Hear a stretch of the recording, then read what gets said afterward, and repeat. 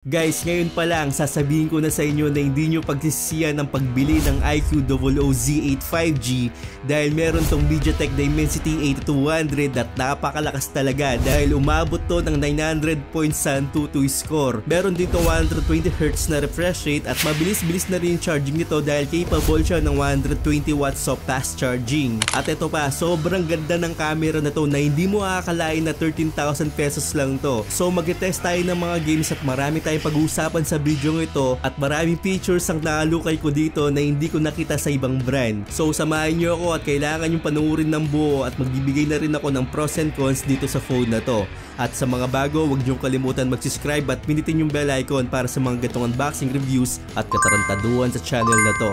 So like, comment, tsaka subscribe lang. Guys, ang brand ng iQOO is sub-brand yan ng Vivo. Kung nakagamit na kayo ng Vivo phones, masasabi nyo na napakaganda talaga ng operating system nila at maraming features na hindi mo talaga makikita sa ibang brand. At dito kasi sa Pilipinas, puro mababa na chipset yung mga binibigay nila sa atin, diba? Pero napakaganda talaga ng operating system nila at talagang malinis at talagang walang bugs. So dito ngayon sa iQOO Z8, nagulat ako na napakaganda talaga ng UI nito at napakagaan. Hindi ko in-expect talaga na maganda yung operating system nito. Akala ko tamang-tama lang.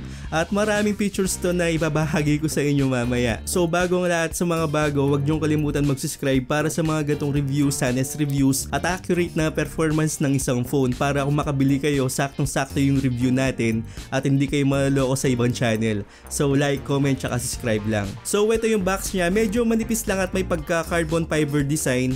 May nakalagay dyan na iQOO. Then sa loob ng box meron tayong free jelly case, SIM injector tool, Type-C to Type-C cable dahil yung charger nito is Type-C na, hindi siya USB-A. At naka 120 watts na fast charging to. So ganun siya kabilis. So imagine nyo na 15 minutes pa lang full charge ka na. So yan yung mga kasama niya sa box. At nga pala guys, itong phone na to is nirelease nung September lang. So fresh na fresh pa talaga tong phone na to. So parang 2 months lang tong phone na to nung na-release. So sa back panel may nakalagay dito na iQOO at yung kulay nito is parang muted black. Kumbaga parang katulad siya ng 12T Pro o Redmi 12T Pro, parang ganun. Pero mas nahastigan ako dito sa camera module ng iQOO Z8 dahil meron tayong dalawang camera lang dito tapos may nakalagay dyan na OIS. At parang mirror finish yung camera module, sobrang kulit talaga. Then sa baba meron tayong speaker Type-C port, microphone at SIM card tray, hindi siya expandable storage.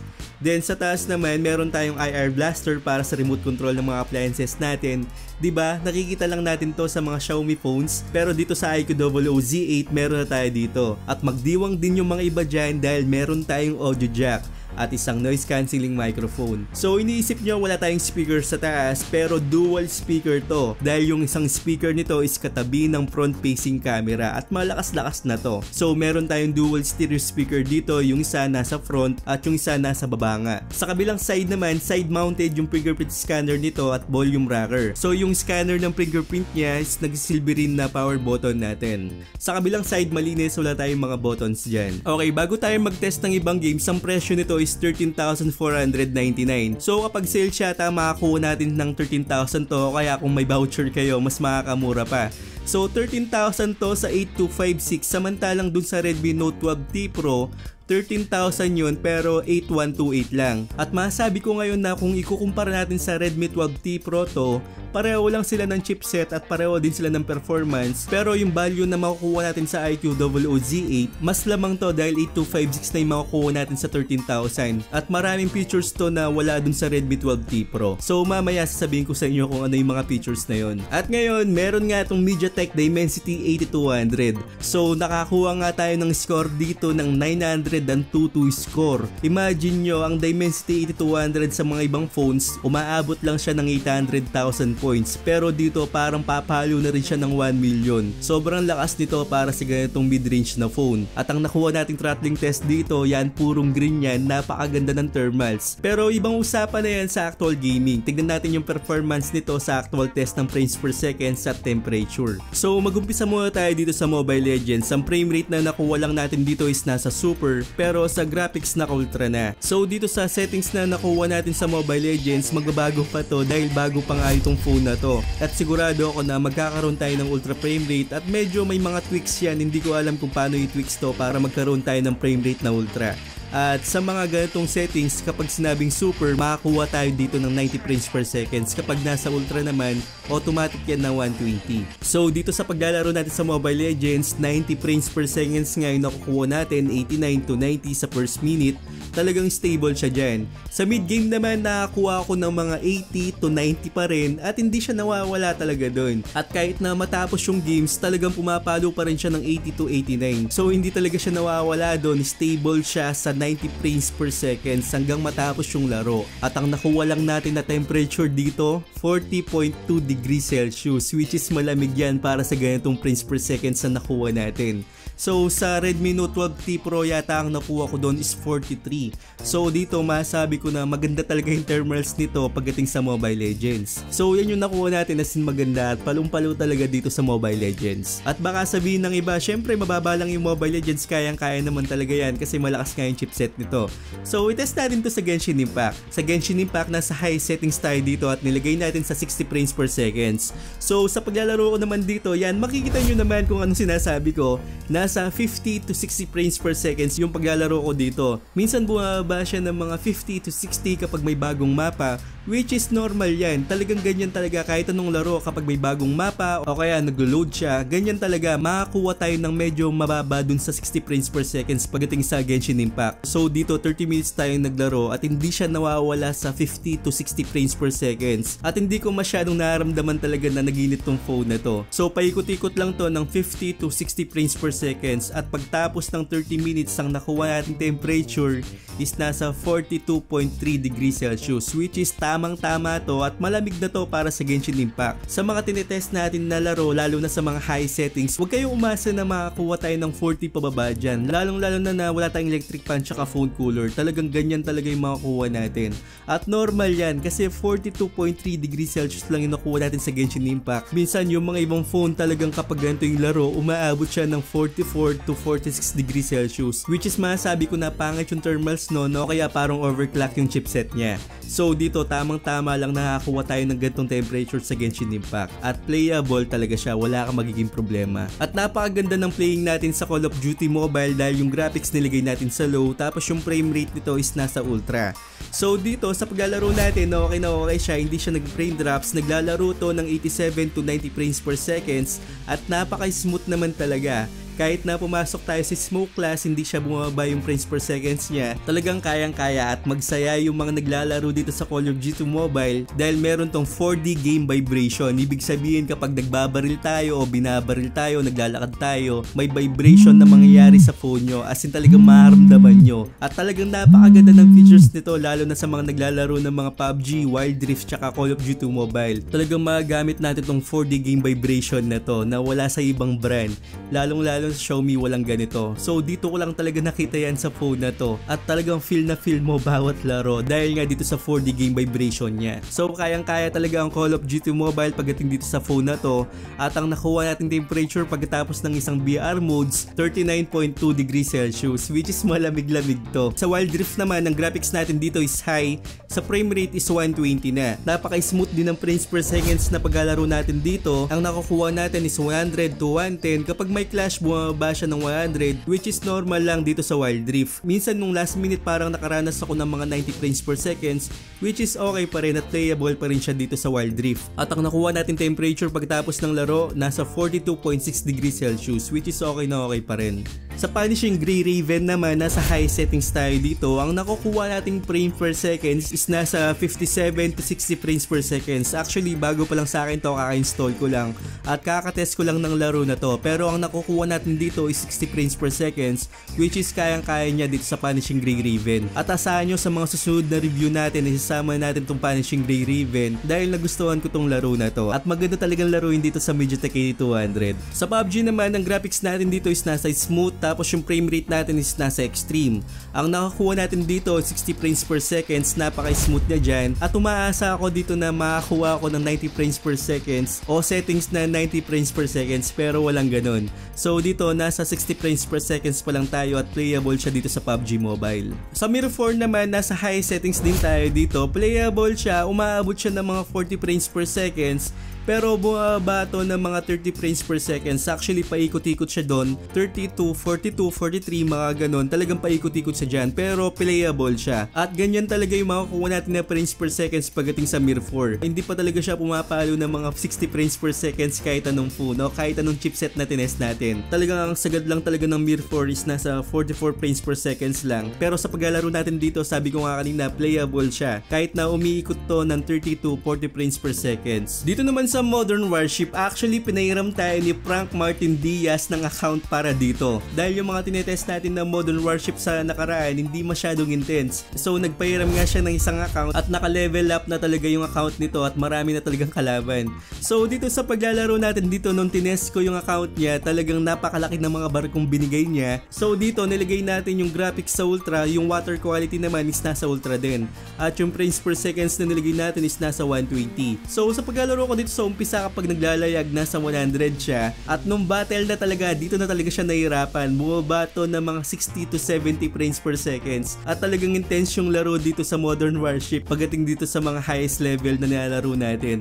So napaka-intense talaga. At sabi nga ni Frank Martin Diaz yung nagpahiram sa atin ng account, kahit nga daw sa Snapdragon 8 Gen 1 ng mga phones, nahirapan talaga sa laro na to. Siguro kung ilalagay natin to sa mga low tsaka medium settings, kayang-kaya naman. At kahit na ilagay natin sa 120 frames per second. So i-test natin yan sa mga susunod na reviews kung anong tamang settings dito pagdating sa mga Modern Warship dito sa mga highest level na ganito. So playable naman siya para sa akin. Yung mga gustong magpahiram ng account, welcome po kayo, lalong-lalo na sa Genshin Impact, para makakuha tayo ng bagong character o bagong mapa para i-test natin dito sa channel natin. Sa RX Street naman, ang nakukuha nating frame dito 27 to 30 frames per seconds, which is normal yata to sa RX Street. At hindi ko alam sa mga iPhones, nasa 60 frames per seconds yata yung mga nakukuha doon, at sa mga Android 30 frames per seconds lang yung nakukuha natin dito, pero playable naman siya. Isang games lang ang nahirapan ng iQOO Z8, ito yung Farlight 84. Nilagay natin dito yung graphics sa extreme, tapos yung frame rate is nasa extreme na. So sa first minute nakakuha ko ng 110 frames per seconds, talagang playable naman talaga siya. Pero sa kalagitnaan ng laro, nakakuha tayo ng 60, 70 to 80 frames per seconds, paikot-ikot siya dyan,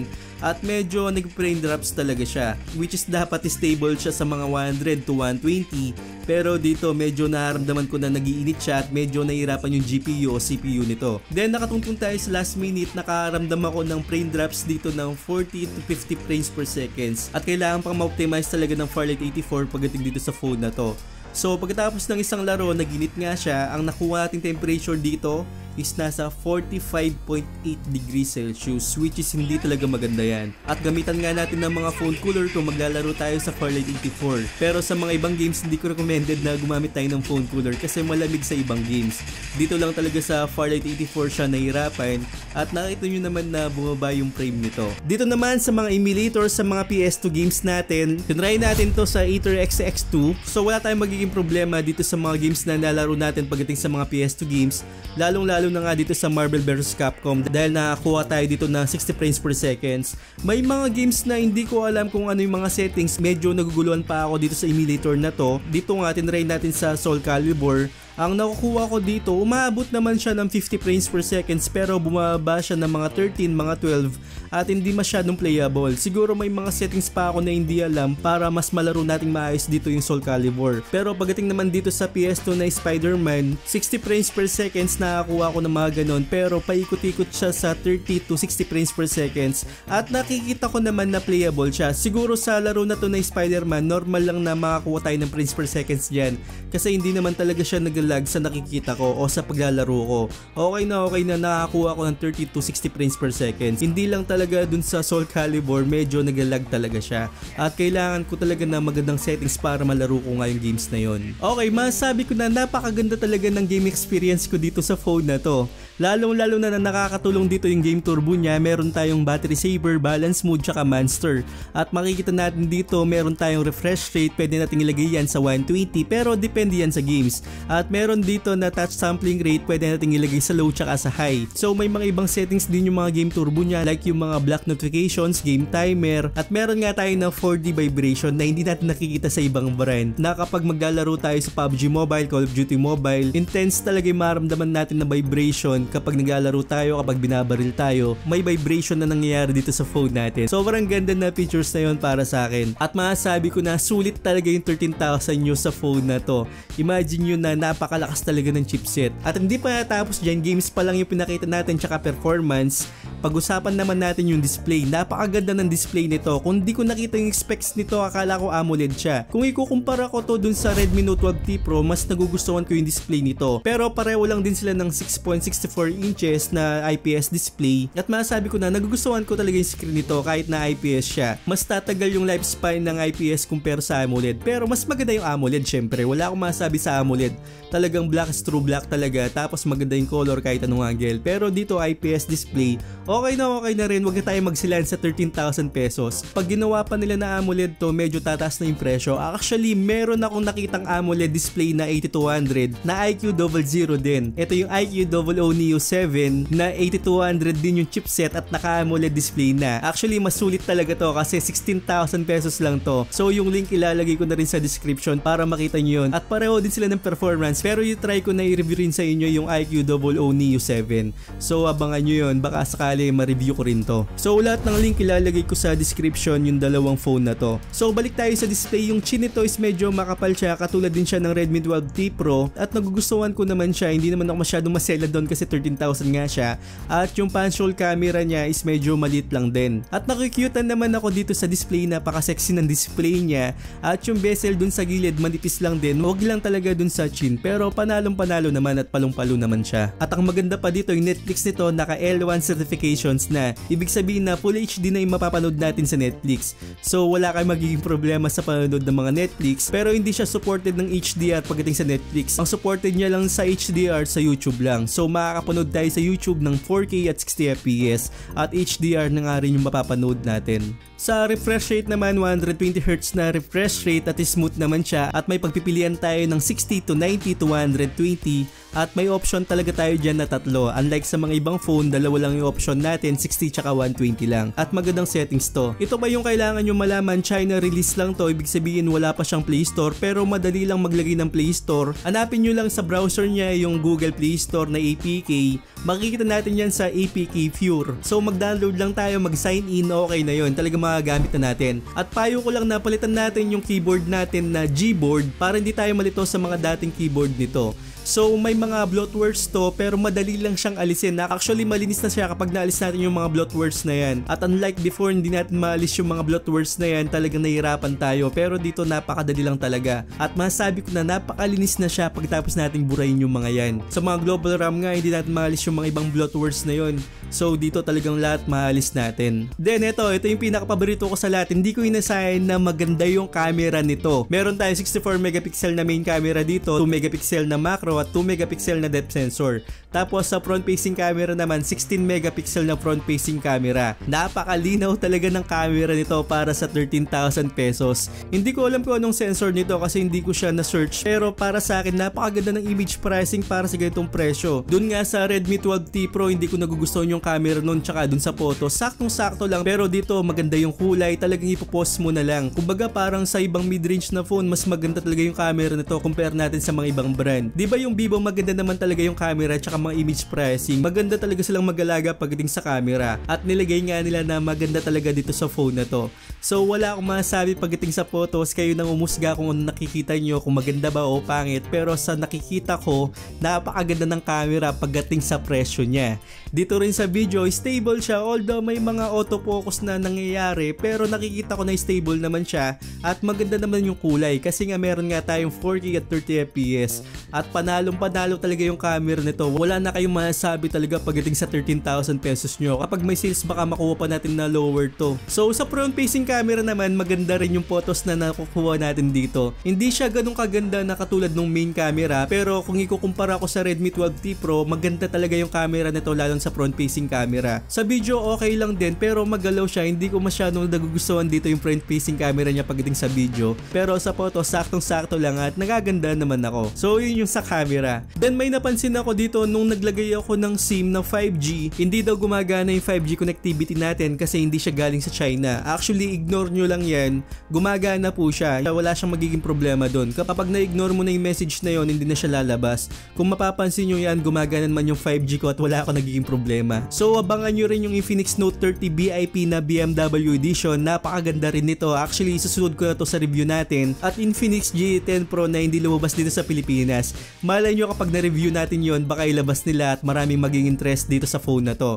So abangan nyo yung mga review natin na yan. So masabi ko sa phone na to, napakasulit, talagang napakaganda ng OS, ang daming features na maganda. Hindi ko na siya na isa-isa pero talagang meron pa mga features na hindi ko pinakita sa inyo na hindi masyadong interesting pero baka sa inyo na magagamit nyo. Actually marami talaga. So highly recommended ko tong phone na to. Actually pinaka-recommended ko tong phone na to sa halagang 13,000 pesos. At sa mga nagtatanong kung K60E versus tong phone na to, actually K60E syempre kasi na AMOLED display na yon. Pero ang sabi ko nga, ang kakompetensya nun yung iQOO na Neo 7. So AMOLED display na rin yon at ganito na rin yung chipset niya. So mas maganda yon at maraming features yon compare natin sa K60E. Try ko rin na i-review sa inyo. At isa pa sa mga nagtatanong na Redmi 12T Pro versus tong phone na to, dito na ako sa iQOO Z8. So mas maganda to kumpara natin sa Redmi 12T Pro pero hindi naman ganun kaganda talaga. Actually kayo na lang pipili kung anong brand ang gusto nyo, kung Vivo ba o Xiaomi ba, kayo na lang pipili. Pero para sa akin na malinis talaga yung OS ng Vivo pagdating sa mga gatong phones. At sa mga bago, huwag nyo kalimutan mag-subscribe sa channel ko dahil marami nga tayong i-review at para marami tayong matulungan sa channel na to. At sa mga nasa Premiere, sobrang salamat talaga.